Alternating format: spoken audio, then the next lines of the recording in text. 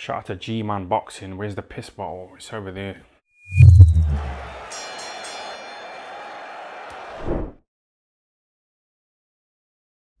Alright, so yesterday I did that video on Josh Warrington, Kiko Martinez, the rematch, basically being a done deal. Well, today it is a done deal, now it's confirmed. Along with several other fights on Dazn with Eddie Hearn and Matt Droom, some with Golden Boy as well. And he's announced all these in bulk, starting with the card on February the 5th. Same day as Eubank versus Williams, but this is in the States, so it's going to be, I would imagine, a lot later in, well, it's going to be in the morning.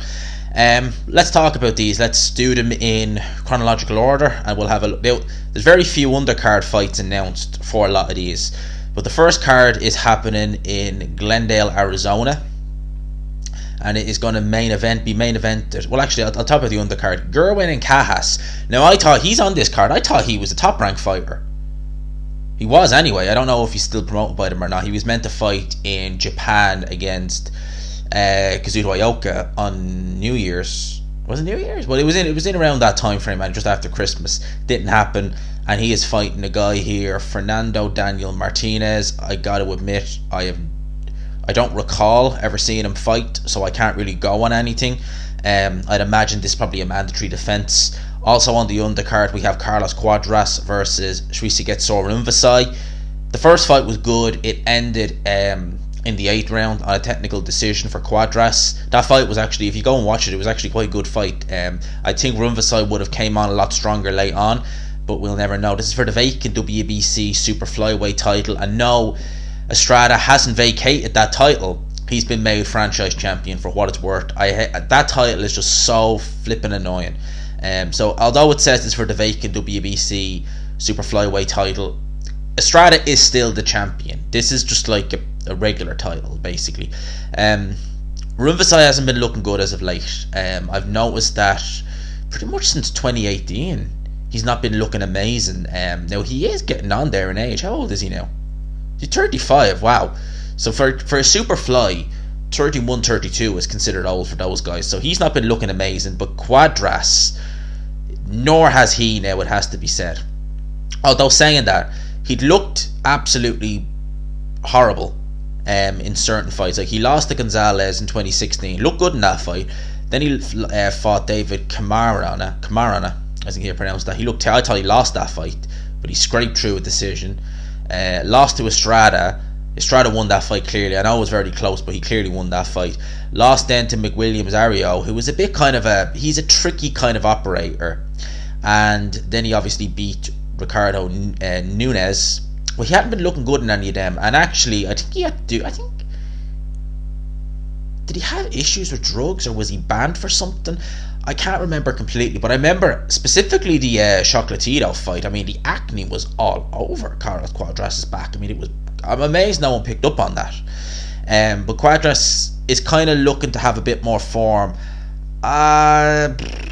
If Rumvasai has anything left, he should win. He should win. Has he been active at all, actually? Because I remember he fought in the summer of 2020, and he looked bad in that fight against the guy. I can't pronounce the guy's name. He's a Filipino fighter as well. I think he's Filipino anyway. Yeah, he is. Or no, he's Thailand, I should say.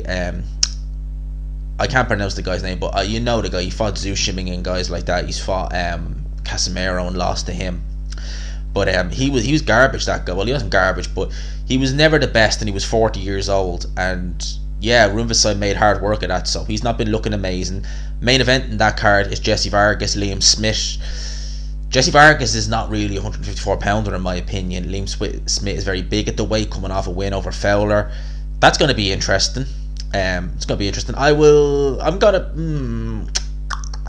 say Liam Smith will get hard done by in that fight. I think that's what's going to happen. Next fight is in the Alexandra Palace, and yes, that is where the darts is, and that is a venue I would not associate with boxing at all. It's not like, if you've ever seen Ali Pali in the darts, it's big-ish, it's good for the darts, but like, I'm struggling to think how that room, if it's going to be in the same room as the darts are, I'm struggling to think how you're going to get a boxing ring. Like, you can get the boxing ring in, no problem, but how they're going to line the fans up, I'm struggling to kind of, I'll be surprised. Have they ever done boxing shows in Ali Pali? Yeah, they have. 2018 was the last time. Who was it? Denzel Bentley fought on that card. I've never heard of this promoter. Have they done it before? So they've done some amateur events in Ali Pali. In 2012, Eddie Hearn actually put a show on in 2012. Tony Bellew against Edison Miranda. John Ryder was on that card as well, actually. So John Ryder has actually fought in Ali Pali, believe it or not. And he's fighting Danny Jacobs. Ryder should win that fight. Jacobs has not been looking good as of late. I've really not been impressed. I don't think he's fought since the Gabe Brazado fight. And that could have went either way. So I would imagine home field advantage. John Ryder should take this. Johnny Fisher on the undercard. Johnny Fisher's a big ticket seller, but he's not going to be in there with anyone that dangerous, to be honest with you. Then there's a little gap until 27th, which is Lawrence Okolie versus Michael Cieslak, is how you pronounce it. He is a guy who fought for a world title. He fought for Ilunga Makabu back at the start of 2020 for the vacant title. Hasn't done much in the cruiserweight division since, and there's no real names. There's names I recognise alright on his resume, but I recognise them as journeymen.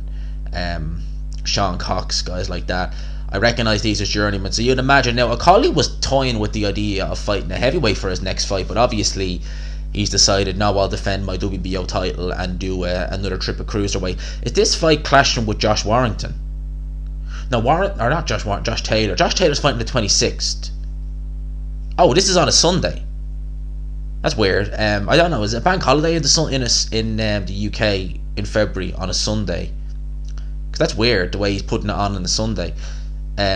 Obviously that would have clashed with Josh Taylor, Jack Catterall, and to be honest with you, I think most people would have picked Josh Taylor over Jack Catterall if they had Okolie versus this guy, and so obviously they didn't want to clash with boxers, so they put it on the Sunday. Smart move from Eddie Hearn there, to be fair. Next card is in San Diego, California. It's a great fight. It's a brilliant fight. Almost a year removed from the second fight. Juan Francisco Estrada versus Roman Chocolatito Gonzalez. I felt Gonzalez won the fight the first time around. I thought Chocolatito was a bit hard done by, to be fair. The 170-111 scorecard for Estrada, and I love Juan Francisco Estrada. He's one of my favourite fighters. But that was a BS scorecard if ever I seen it. I thought Chocolatito just nicked it. This fight is going to be very good, very entertaining. I think heart says Chocolatito, head says Estrada to win, if that makes sense.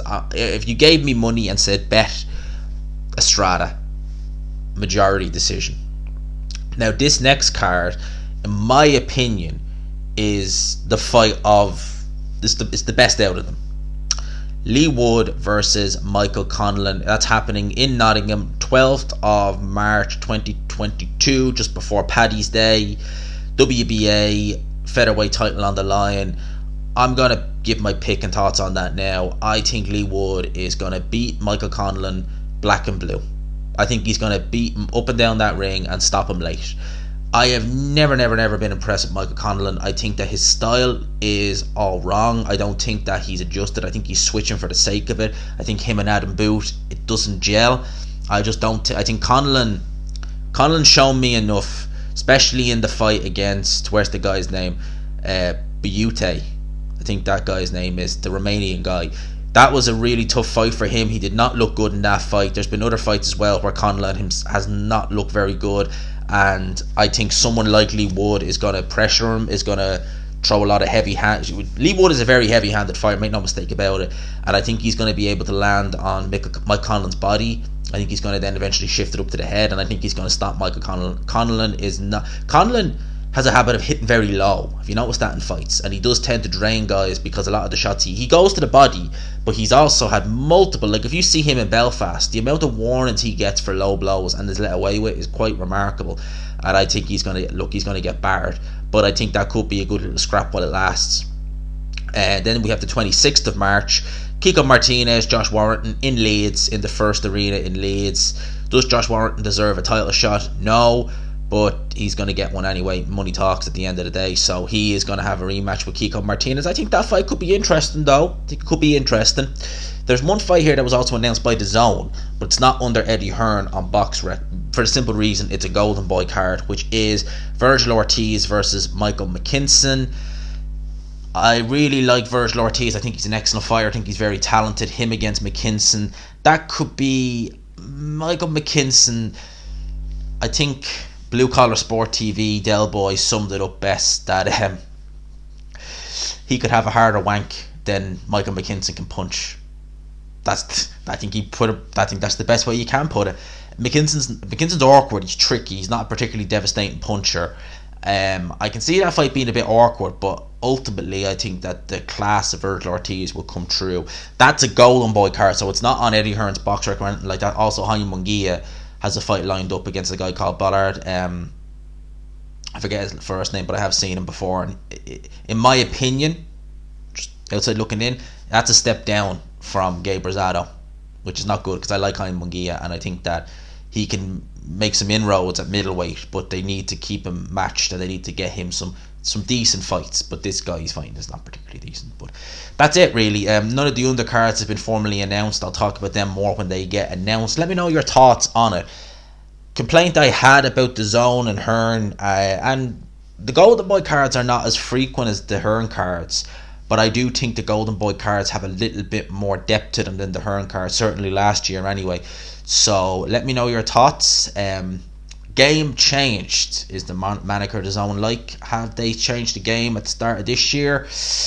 A lot of them are looking like events that would be Sky Fight Nights, to be fair, but let's see how they go. I'll see what the undercards are like. If we get some cards like the Liam Smith Anthony Fowler card where it's a lot of good competitive fights, then I'm all for it. Let's wait and see what kind of undercard fights we get announced. I would imagine that they'll get Lee Wood on the Lee McGregor on the Woods Conlan card because Lee Woods is Ben Davison trained. The Okolie card, I'm surprised Boatsie's not mentioned in any of them cards. I would have thought they would have got Boatsie out. They ain't going to put him in with Maxime Vlasov anytime soon. I think they're pulling back on that. But I would have imagined they would have got Boatsie on some of them. But who knows? Maybe he'll fight in the summer or something. For now, lads and lassies, that's me done for the day. I will talk to you. Hope you enjoyed the video. If you could, smash the like button. Let me know your thoughts on these cards below. Peace.